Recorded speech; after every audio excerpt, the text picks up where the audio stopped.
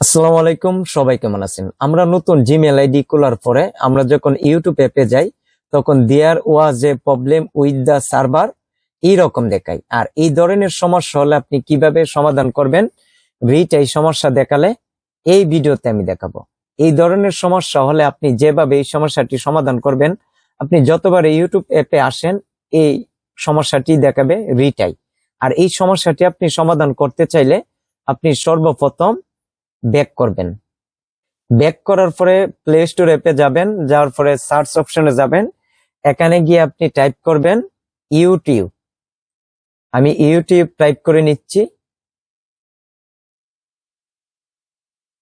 YouTube type করার পরে দেখুন আপনার সামনে আসবে ইউটিউব অ্যাপটা আপডেট চাচ্ছে, আপনার আপডেট দিতে হবে। দেখুন এখানে দিয়েছে আপডেট, এখানে আপনি ক্লিক করবেন। আপডেটে ক্লিক করার পরে আপনি একটু অপেক্ষা করবেন, তখন সর্বপ্রথম পেন্ডিং দেখাতে পারে। আপনার নেটওয়ার্ক স্পিড থাকলে দ্রুত হয়ে যাবে।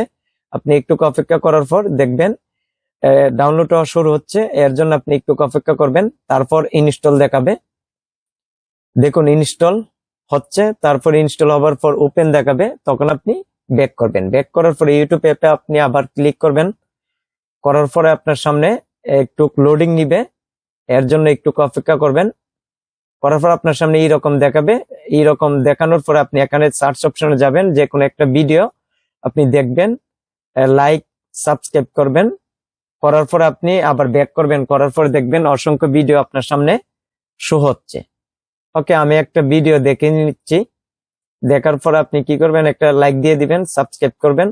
করার পরে আপনি এখন ব্যাক করবেন। আমি ব্যাক করে নিচ্ছি। ব্যাক করার পরে আবার আসবো আমরা। এখন একটা রিলোড দিব, দিয়ে দিবার পরে দেখবেন অসংখ্য ভিডিও আপনার সামনে শো হয়েছে। এখন থেকে আপনি ইউটিউব অ্যাপ সুন্দরভাবে ব্যবহার করতে পারবেন।